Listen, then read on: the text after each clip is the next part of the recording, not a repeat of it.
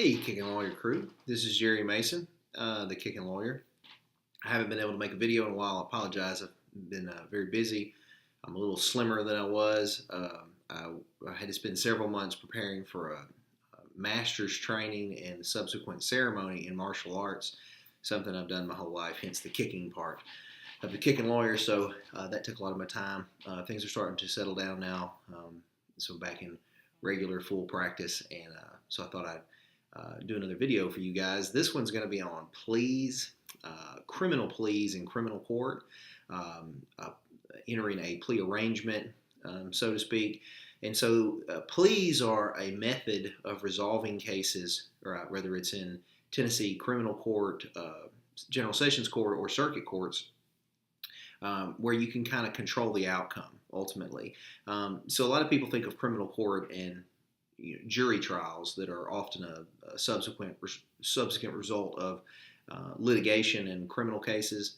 But the majority of cases are resolved with some type of plea. And so the way that works is, someone's charged with an offense, and then if you hire an attorney, we negotiate with the DA based on the strengths and weaknesses of the case to try to see, one, if we can get it dismissed, and if not, maybe if we can negotiate some plea to a lesser offense, or even if it's to the offense charged, maybe we can control some components of the outcome, like jail time, some form of alternative sentencing like probation, things like that. So generally, there are really, in Tennessee at least, three types of pleas. You can enter a guilty plea, guilty to the offense charged or a lesser offense. You can enter a not guilty plea, and obviously if you do a not guilty plea, then you're probably going to go to trial. You can also enter a no contest plea, or it's like an Alford plea, a best interest plea. Basically, the objective of that is you're really, it's a very similar result on pleading guilty, but with a best interest plea, you're not really professing that you're guilty. You're basically saying that you're doing this plea, that it's in your best interest. And then also on some other civil repercussions, it can't necessarily be used against you the same way as if you enter just a straight up plea. Some courts will reject no contest pleas. So generally, and the focus of this video is just a straight guilty plea, but just know that in Tennessee, there are really three different types of pleas. So when it comes to a guilty plea, and I'm going to talk about it more today in reference to circuit court. I've got an earlier video that lays out the Tennessee court system, and you can understand from that video the difference between general sessions and the Tennessee's criminal circuit court. But basically, in circuit court, if you enter a plea, there's a couple of factors that you're trying to control. And like I said, ultimately on the plea, it's the biggest benefit is if you've met with a skilled lawyer, they looked at the case, and it seems that there are weaknesses in the case, and you might not want to risk going to trial on the case. And sometimes even a weak case, you might not want to risk going to trial on the case because you just never know what a jury is going to do as far as convicting you, and then you don't know for sure what a judge is going to do as far as the sentence if you're convicted.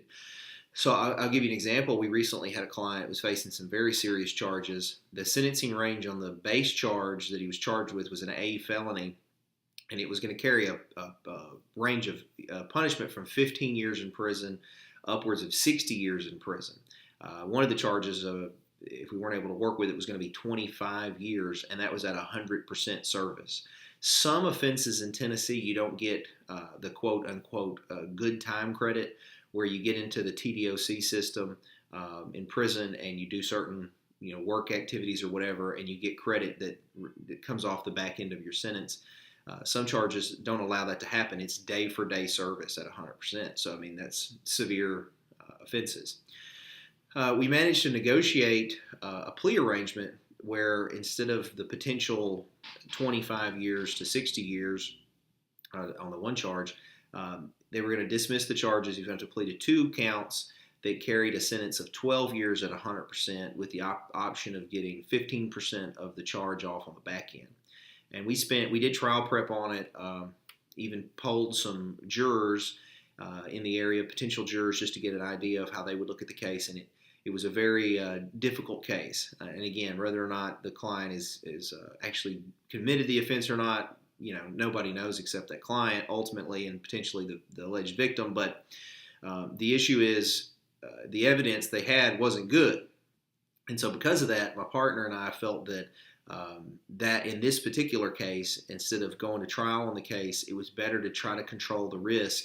And we did just a risk-benefit analysis of it. And versus a minimum of 25 years, we recommended that he do the 12-year sentence. And we found in the statute he could get, like I said, 15% of that off the back end. I think he already had some time served credit in jail, almost a year.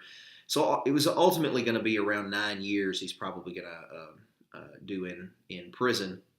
And that sounds very harsh, especially if he is completely innocent of the offense.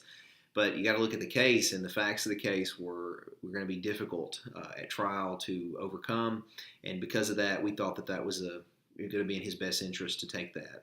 And that's just an example of, it's difficult for us on the defense lawyer side because, a lot of times, and I think I've done a video on this, people look at these criminal defendants and they automatically make an assumption that they're, guilty because they were accused, and that's not how our system's supposed to function. So you're already kind of fighting an uphill battle when it comes to that.